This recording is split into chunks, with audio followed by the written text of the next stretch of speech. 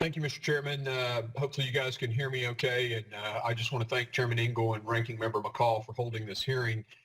And I want to thank our witnesses for testifying before us today. I especially want to thank Secretary for her service. I was a young infantry officer, ma'am, when you were at the UN beginning to tackle these issues, and I appreciate your deep experience. As a physician and former military officer, I'm alarmed at the impact of the Belt and Road Initiative in the Balkans as we transition from a unipolar world to a bipolar one. The quest for alignment with other nations is critical. We need our allies, probably now more than ever, and the Belt and Road Initiative is China's understanding of that strategic imperative. As for the Belt and Road Initiative, nearly all of the Balkan nations are participating with significant road projects in countries like Montenegro.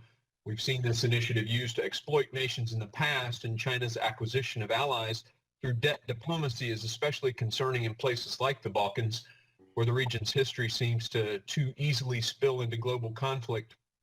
I'm especially concerned in the wake of COVID. COVID-19 is devastating these countries right now with the daily case rates skyrocketing. And from what I can see, they were at a relatively stable number, and now their curves look like vertical lines, much worse than their peers to the west. This impact should have been avoided had China simply alerted the world sooner and not chosen to use its cozy relationship with the World Health Organization to hide human-to-human transmission. 25 Tennessee National Guardsmen just returned from NATO peacekeeping in Kosovo and reported additional difficulties because of the pandemic. And countries like this are struggling with hospital capacity, and in fact, Serbia is seeing a massive increase in death of elderly leaders, church leaders. North Macedonia has an outdated infrastructure, really bad pollution that's severe at this time of the year, and the virus is hitting them especially hard when folks are struggling with respiratory problems. A few quick questions, and Secretary Albright, I have two for you. You mentioned earlier, I think, when Chairman or Ranking Member McCall was talking about the Belt and Road Initiative, that you thought China was abandoning that. I'd love to get some clarity on that or a little more detail. And then I'd love to hear what your thoughts are on how the Balkan people are viewing China in light of the COVID-19 virus, and then also get some other folks' opinion on that from the panel. So thank you, ma'am. Thank you very much, and thank you for your service and having been over there. And I do think, let me just say, the only thing I know about what I said is that I just read it in terms of the fact that the Chinese are now concerned about the amount that they are spending abroad and the fact that they are blamed for the so-called debt trap and not getting the kind of a recognition of doing good works, that it does look as the selfish thing, which it really is. I don't know whether this is something that is really happening or whether it is part of some new propaganda scheme of theirs to say, don't worry about us, we're not really doing anything. And so I do think we need to look into what their motivations are.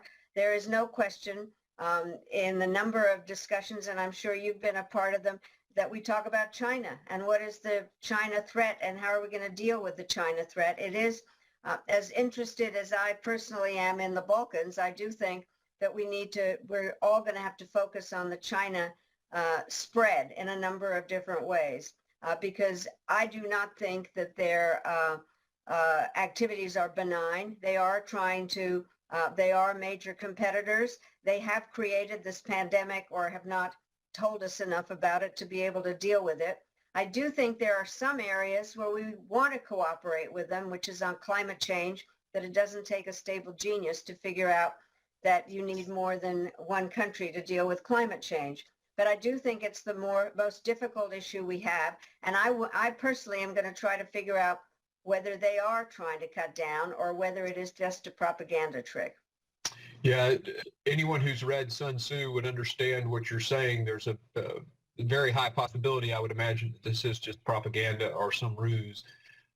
Your thoughts, though, on how the Balkan people are perceiving China in light of the virus? I think that that's hard to tell because I'm not sure that they're getting the kind of information in terms of the fact that it was the Chinese had not talked about it early enough for us to be able to deal with it. I do also think that the Balkans are in an even more threatened place because of what we know in terms of the immigration that is kind of going through the Balkans in order to get to other parts of Europe. And so they are on the front line of dealing with a lot of people coming from X place and not knowing. And I'm not sure that the capabilities that they have to deal with the pandemic, whether they're really getting that kind of help from the outside. So I think they are in a very difficult way, and they're not being regarded as seriously by some of the countries that could be helping them, including us, frankly. Thank you. I think my time is up, Mr. Chairman. Yes, thank you, Mr. Green.